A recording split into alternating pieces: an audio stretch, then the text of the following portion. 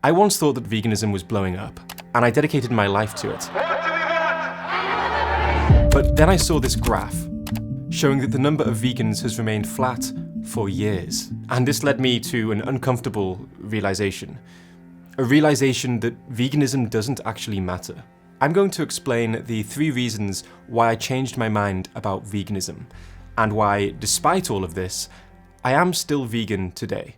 The first reason might be the most counterintuitive. Going vegan isn't the best way to help animals. And this might feel surprising because veganism has been the face of the modern animal movement. To understand why veganism isn't the best way to help animals, I need to tell you about my father. He's been a slaughterhouse worker for as long as I can remember. He was brought into that industry as a child by his own father, and so it's safe to say that we disagree about a lot of things. I mean, you should see the confusion on his face when he's sitting in front of a vegan meal.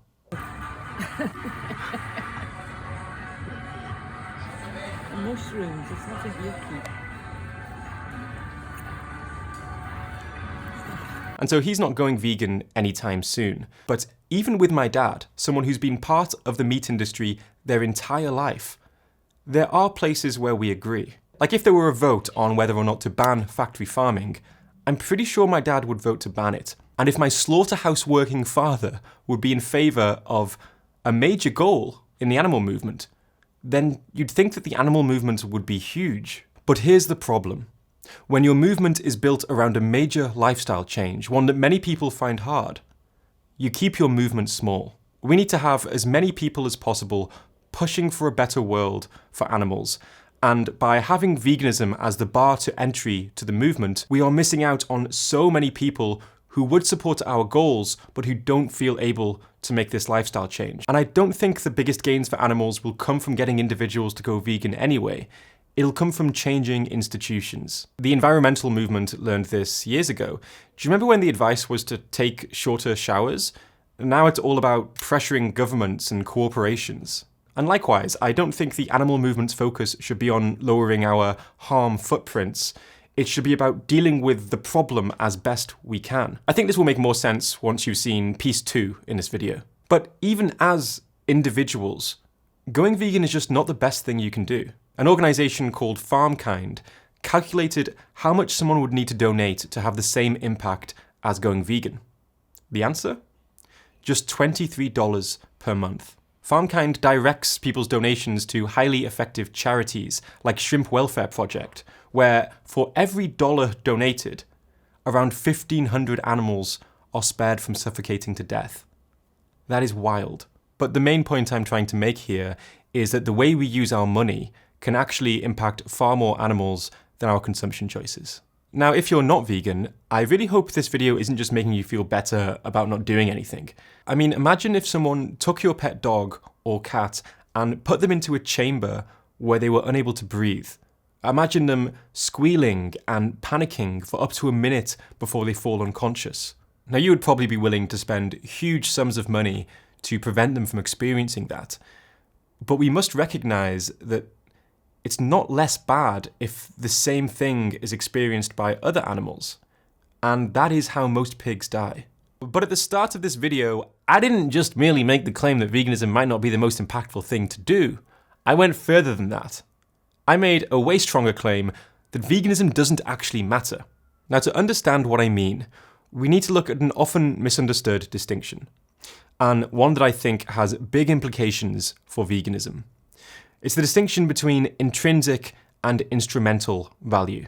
Something has intrinsic value if it matters in and of itself. For example, if someone is experiencing torture, then that is intrinsically bad. The experience itself matters. But something can also have instrumental value. It can be valuable because of the effect it has on something that intrinsically matters. Think of money. A $100 bill isn't good itself, it's just paper. But we can use it to affect things that actually matter. Or think of the economy. The economy doesn't matter in and of itself, it matters because it affects human well-being. But people often confuse the means for the ends. We start prioritizing money or economic growth, even at the cost of people's lives. And I think the same thing can happen with veganism. We can lose track of the fact that veganism doesn't actually matter. in and of itself. It is a strategy for affecting the thing that matters, which is animal suffering. But over time, we might start to confuse the means for the ends.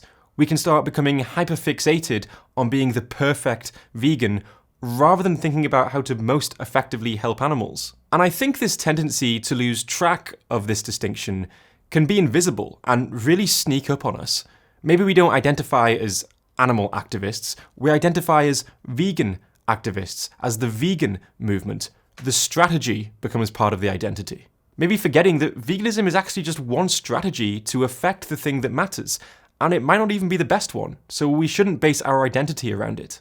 And so if you realize that what matters isn't veganism, it's the experiences of sentient beings, you also come to realize something else. Veganism is too narrow in its circle of concern, because the vast majority of animals on Earth aren't farmed animals. They're wild animals. I think we have a tendency to romanticize nature and the lives of wild animals, but actually they've got it really tough. I mean, human civilization is kind of built on getting us away from the harsh realities of nature. We didn't always have vaccinations or treatment for the most painful diseases. People didn't always get support when they fell and broke their leg. And most animals are still stuck in that situation that we've happily escaped from. And look, we should care about animal suffering, even if we're not sure what we can do about it yet. We shouldn't trivialize the suffering of any animal, even if they're in a forest rather than a farm, and even if we didn't cause it ourselves. But if this idea seems really weird to you, you should check out this video I made specifically as an introduction to the subject of wild animal welfare. So, with all that said, why am I still vegan? Well, there are a few different reasons. First, all else being equal, going vegan still reduces suffering. I don't think it makes sense for me to prioritize the mild sensory pleasure I get from eating animal products over the far more intense suffering that it causes. And it signals to others around me that there's something wrong with the way we're treating animals, especially if I bring it up all the time. And secondly, I just don't see meat the same way that I used to. I used to be so detached from the, yes, very obvious fact that meat is the body part of an animal. Now that disconnect is less present. I used to just see it as food. Now I see it as the flesh of an animal. And to be honest, I find it fucking disgusting.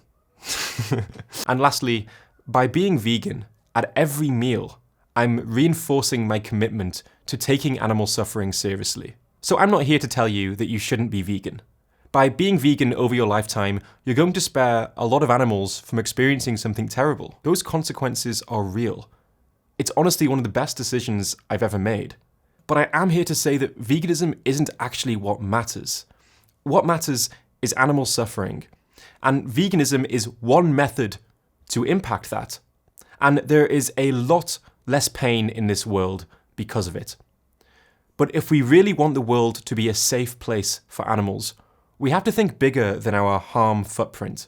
And we have to avoid losing track of the fact that veganism is a means. It's not the end. We have to stay focused on impact, not purity or consistency. And maybe that means donating to effective charities. Maybe it means getting more involved with the movement. Maybe it means being open to strategies that feel uncomfortable or unfamiliar or unpopular. I don't know what exactly we should be doing when we realize that we're living in the middle of something that future generations will probably look back on with horror. But I do know we need more resources, more charities, more ideas, more discussions, and more people. People like you, willing to act on something you already know to be true. Even in a world that doesn't give a fuck, animals care about what happens to them. And so should we.